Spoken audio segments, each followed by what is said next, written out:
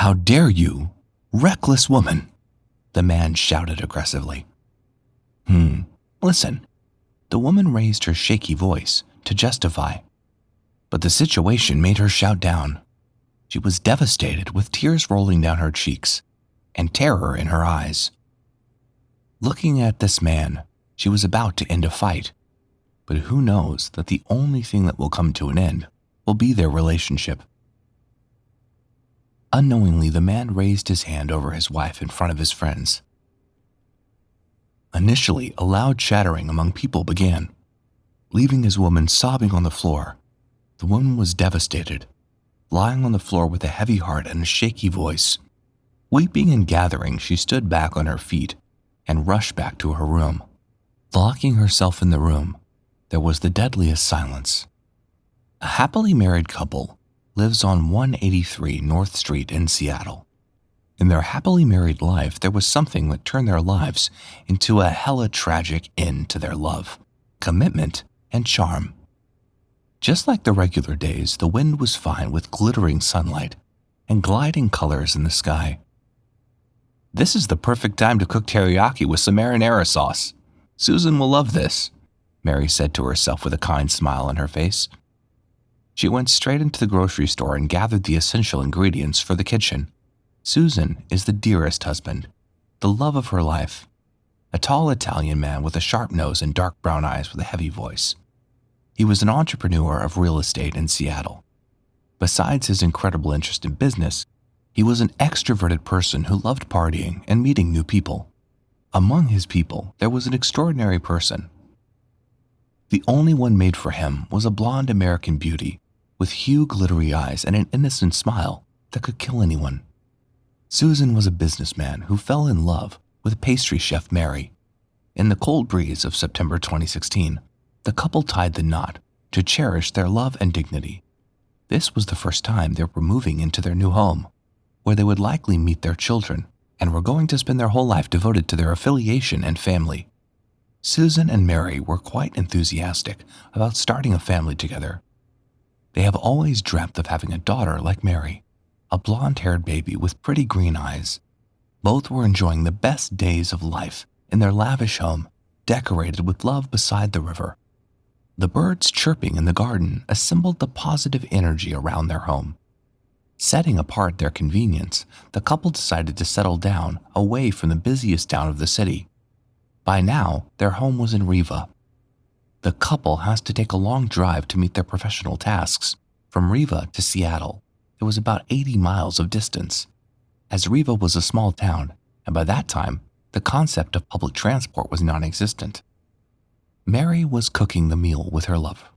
It was the anniversary, and she was pregnant. She prepared a surprise for her husband and invited his mates and colleagues for a festive dinner. A helper named Ella preparing for the festive night. It seemed that the couple was in love, and the one we call an ideal couple. But behind the doors, the story is quite different. Mr. Susan is an unapologetically romantic narcissist who constantly manipulates his dear wife to believe in his extramarital affairs. One night before, there was a gruesome argument among them. Susan told his wife there was only one witness to the whole incident, helper Ella. Dabbing the door, Susan left home and went back to his mistress. Ella stood forward to look after Mary. The door was open, and Ella entered saying, "Is everything fine?" she asked hesitantly. "How can it be?" Mary replied, while turning her face towards the window in the room. There was silence, as Mary wasn't in the mood to express her thoughts. The next day, she was enthusiastic about getting her husband back to him by planning a surprise dinner with a baby. Ella was happy to see her like that, but she knew that Susan was a terrible kind that would gradually deteriorate his wife's peace for pleasure. The night was festive as planned, and Susan was just fine. Everyone on the feast was piling their plates with mesmerizing meals and hands full of champagne. People's laughter and chatting in the air seemed perfectly fine. Mary dressed herself accordingly to the great night. She chose a red gown, and her blonde hairs were braided wonderfully, with a minimal makeup look. It seemed that Susan was going to see her for the first time. He looked at her from a quiet distance, but he could smell her scent. Suddenly there was a call, and Susan went to attend to it. On his way back, he went pretty frustrated when he saw his dear friend using his flirtatious tricks to impress his beloved wife. He rushed towards them and grabbed his wife quite aggressively. "There was nothing like that," she uttered. "I don't want to hear from you," Susan replied in a pretty antagonistic tone, and he began to yell at his dear friend named Max. Max tried to defend himself, but Susan was not in his senses. To put the fight to an end, Mary came in between them. Suzanne raised his hand over his dear wife and dragged her to the floor.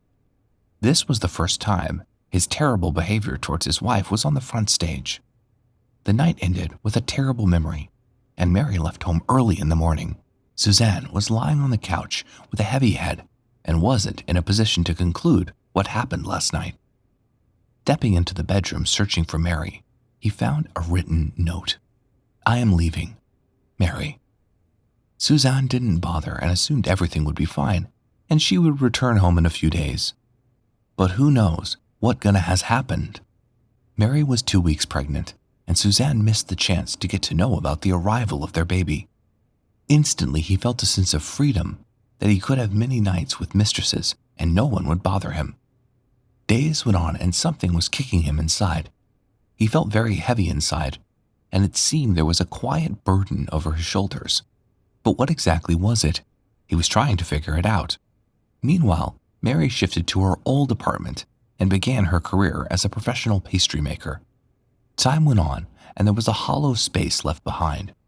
Hounding the house, he was missing his dear wife. There was a deep hollow in his heart. Gradually, he cut himself from his mistress and missed the outgoing plan. Day after another, he was getting homesick. He was suffering from an explosion of negation and guilt. He was pretty apologetic over his behavior. He remembers those days when he shut his wife down for his evil mistress, who was after him for his money. But his wife was the only one who loved him, with her kind heart. By this time, his social and emotional health was quite disturbed. Getting locked in the house, Suzanne sensed the scent of his dear wife, and he reached a state where he began to experience the illusions of his wife while baking his favorite pastry for him. The condition of Mr. Suzanne was not quite appealing. Taking a view of the whole situation, Ella informed Mary about her terrible state, Suzanne. Mary hung up the phone, and it seemed she didn't even bother. One day, working at the bakery, Max came to meet Mary. He told her that she should move on with the baby. This was an awful statement, and Mary wouldn't expect that. She was pretty surprised and asked him to leave immediately. Taking a view of the whole situation, Max's intentions towards the Dovebirds are suspicious. He was in love with Mary and always wanted to show her her husband's true face. On the next day, Suzanne received a parcel with a note. Reading the letter made him frustrated, and he left home right away. Driving hastily to the hospital, it was Mary who was going to give birth to their one and only child. "Mary hit our child. How cruel she was." Tears rolled down his cheeks.